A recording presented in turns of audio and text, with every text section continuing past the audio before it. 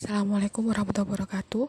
Kelas 10 BDP 1, BDP 2 sampai dengan BDP 3. Untuk bab 5 ini kan kalian sudah cukup tahu ya kalau isinya tentang STP, strategi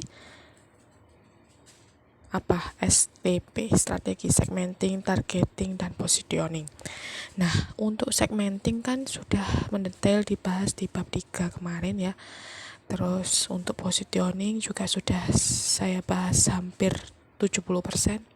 Nah, untuk targeting ini bisa juga kalian lihat di halaman 78. Itu kan di halaman 78 buku paket itu berisi pola-pola target market.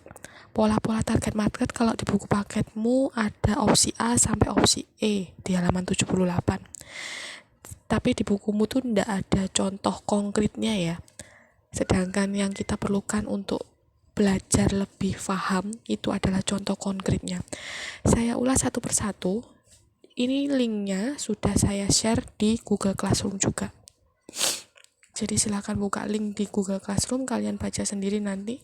Saya terangkan secara singkat ya. Jadi di sini pola-pola target market itu kan ada 5.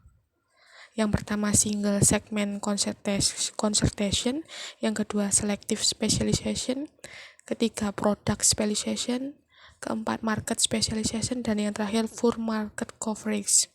Yang pertama single segment concentration, konsentrasi segmen tunggal ya. Di bukumu kan nggak ada konsentrasi segmen tunggal, artinya perusahaan tuh cuman memilih satu segmen aja supaya bisa fokus harapannya perusahaan tersebut. Tapi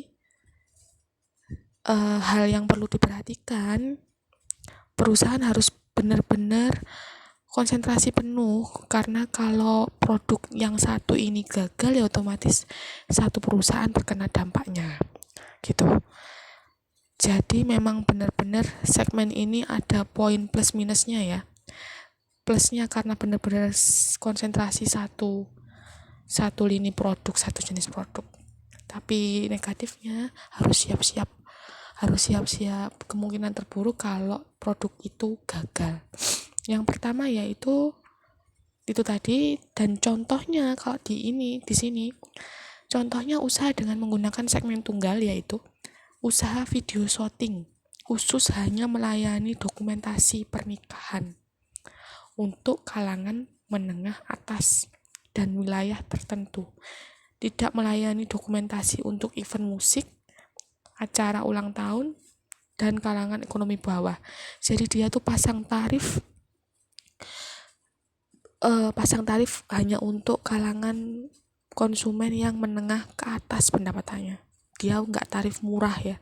Lalu dia nggak melayani dokumentasi untuk event-event yang lain selain pernikahan, hanya khusus pernikahan. Jadi dia itu keunggulannya, dia unggul di editing video tentang pernikahan ya. Tapi untuk yang lain dia tidak melayani. Itu ke negatifannya. Yang kedua, selective specialization ya.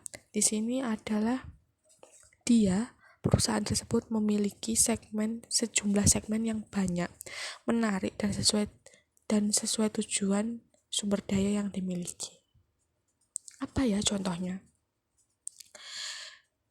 Jadi sama, bergerak di bidang video, pembuatan video, tapi melayani beberapa segmen gitu loh. Melayani video pernikahan, melayani pembuatan iklan televisi, terus juga melayani beberapa kalangan ekonomi. Jadi dia membuat tarif range harganya itu bertingkat, nggak harus mahal baru bisa pakai jasa mereka, nggak gitu loh. Yang ketiga, product specialization. Ini pola perusahaan yang memusatkan diri pada pembuatan produk tertentu yang akan dijual pada berbagai segmen. Jadi misalnya tetap dengan contoh video shooting, tapi hanya melayani dokumentasi pernikahan, namun punya banyak jenis tarif harga. Nggak harus hanya bisa dinikmati ekonomi menengah ke atas, tapi ada juga range harga yang terjangkau sehingga semua masyarakat itu bisa pakai jasa merek tersebut untuk fotografinya gitu. Yang keempat, market specialization, spesialisasi pasar ya. Di bukumu juga sudah ada, tapi tidak ada contohnya.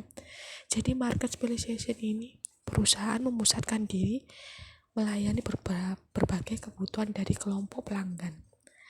Tetap dengan usaha video shooting, tapi melayani video dokumentasi pernikahan, dia juga bisa melayani jasa yang sejenis. Misalnya apa? Rias pengantin, sewa dekorasi pernikahan, sewa sound system, catering. Jadi dia itu semacam WO, wedding organizer, yang punya berbagai jasa dukungan lainnya yang masih dalam satu konteks dengan video tadi ya, pembuatan jasa video dokumentasi.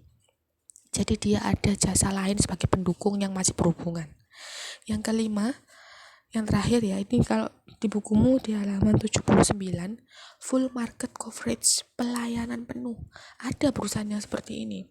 Misalnya perusahaan berusaha melayani semua kelompok pelanggan dengan semua produk yang dibutuhkan pelanggan. Nah, contohnya itu tadi. Jadi misalnya ini adalah ambil contoh produk dengan merek Adidas. Adidas itu kan nggak hanya sepatu ya. Awalnya kan memang dia sepatu, lalu dia muncul topi, muncul kaos. Jadi semua produk yang dibutuhkan oleh konsumen yang melekat di badan sebagai produk fashion, dengan logo yang mudah dikenali, dengan corak, warna, dan bahan yang mudah dikenali. Dari jauh pelanggan sudah tahu kalau itu benar-benar merek Adidas yang ori. Tapi kan masih saling berhubungan gitu. Jadi nggak harus buat range harga seperti yang di nomor 4 tadi ya, market specialization. Kalau market specialization ini dia masih harus buat range harga walaupun dia punya banyak jasa pendukung yang menyertai. Jadi kan ada video dokumentasi, rias pengantin, persewaan ya, sound system. Dia satu jasa yang saling mendukung, tapi kan pasti ada range harganya supaya semua segmen pendapatan menengah bawah atas bisa menikmati jasa mereka. Tapi kalau full market ini bedanya sama nomor 4, sama-sama punya banyak jasa produk pendukung, tapi dia nggak menciptakan range harga untuk yang nomor 5. Nah, tugas kalian nanti silahkan cari contoh usaha, contoh bisnis, contoh merek yang menerapkan pola target market mulai opsi A sampai opsi E ini tadi. Seperti ini contohnya ya. Kan kalau di website ini kan contohnya video shooting. Mulai dari video shooting yang nomor 1 tadi hanya melayani video shooting pernikahan aja dan hanya bisa dinikmati kalangan menengah ke atas ya, sampai ke opsi nomor 5. Jadi nggak harus sama produknya, nggak harus sama video shot, nggak harus sama dari awal sampai akhir harus semua video shooting, enggak. Silakan misalnya nomor 1 kalian ambil otomotif, nomor 2 kalian ambil fashion, merek fashion, enggak masalah, enggak harus beruntut. Kalau dari awal video shooting semua enggak harus.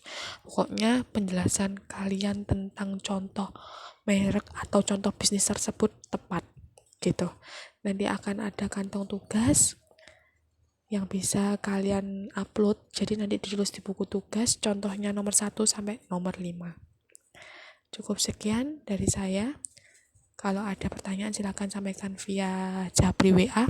Terima kasih. Wassalamualaikum warahmatullahi wabarakatuh.